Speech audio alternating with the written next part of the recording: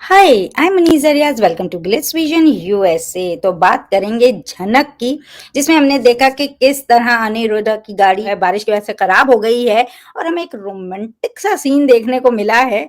तो बात करते हैं।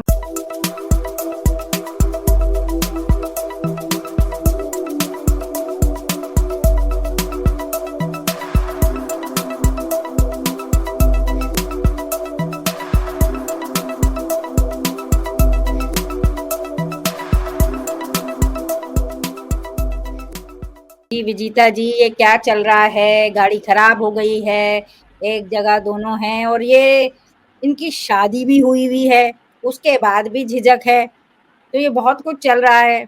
Yeah, I don't understand what Anirudh wants. I honestly am not getting it, क्योंकि I still understand झनक के जो पॉइंट ऑफ व्यू है या जिस तरीके से वो रिएक्ट कर रही है वो मुझे ज्यादा समझ में आता है।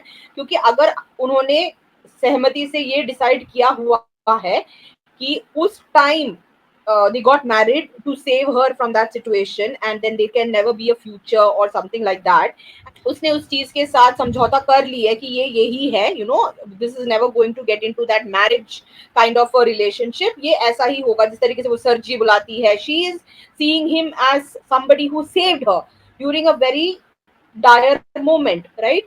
और यहाँ पे अनिरुद्ध जो है वो ज्यादा चीजों को उलझा रहा है। Is no doubt his feelings have clouded his judgement.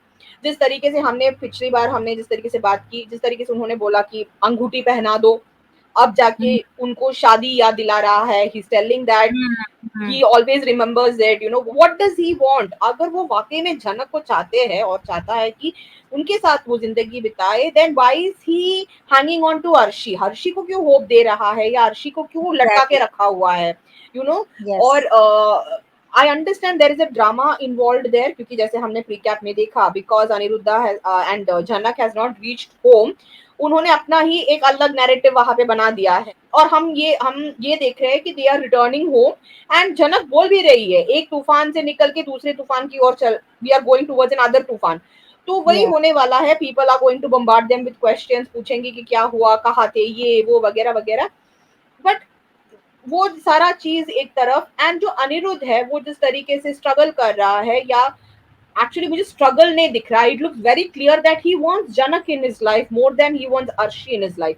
I feel that, ऐसा जो होता है ना, डिलेमा जो होता है कि मैं किसके साथ रहूं या फिर क्या करना चाहिए मुझे, वो वाले डिलेमा उनके चेहरे पे मुझे दिखाई नहीं देता। आई नहीं। See that is very comfortable with Janak. I feel that he wants to proceed in life with जनक। और जिस तरीके से ऐसे मोमेंट्स के टाइम पे वो जिस तरीके से बात करते हैं, ऐसा लग रहा है कि अभी बोल ही देगा कि जनक मैं तुम्हें जाने नहीं दूंगा, I am in love with you या जो भी है। Yes, so let's yes. See, देखने में मजा आएगा कि कैसे होने वाला है वंस दे रीच होम। क्या होने वाला है वहां पे? ऑलरेडी चीजें बहुत ज्यादा उलझ गई है। They have been waiting to celebrate his birthday, but यहाँ पे इन्होंने अलग ही प्लान बना के गए थे। और so it will going to be interesting to see कि हो क्या होने वाला है।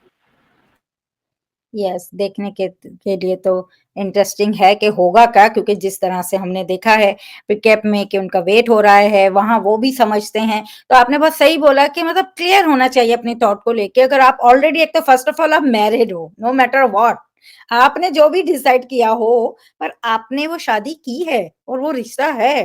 तो वो होते हुए एक लड़की को इस तरह से होप में रखना या इस तरह की क्लियर आपने बात नहीं रखना तो गलत ही है। और जिस तरह आपने बोला कि जब वो एंगेजमेंट रिंग के टाइम पे भी उसको जब पता है एक चीज, तो अनिरुद्ध को इस तरह से उनको रिंग पहनाने या ऐसे ऐसे छोटे छोटे हिंट किसी तरह से देना, बात करना, वो सही नहीं लग रहा है।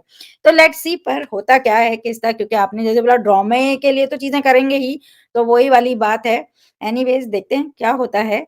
तो अगर आपको हमारा ये छोटा-सा डिस्कशन अच्छा लगा हो तो वीडियो को लाइक करें, चैनल को सब्सक्राइब करें और बेल आइकन को क्लिक करके रखें। जब हमारा कोई वीडियो अपलोड हो तो आपको नोटिफ़िकेशन आ जाए। और देखते रहिए Jhanak on Star Plus. Take care. Bye bye. Hi, this is Falak Naz, and you guys are watching me on Glitz Vision USA.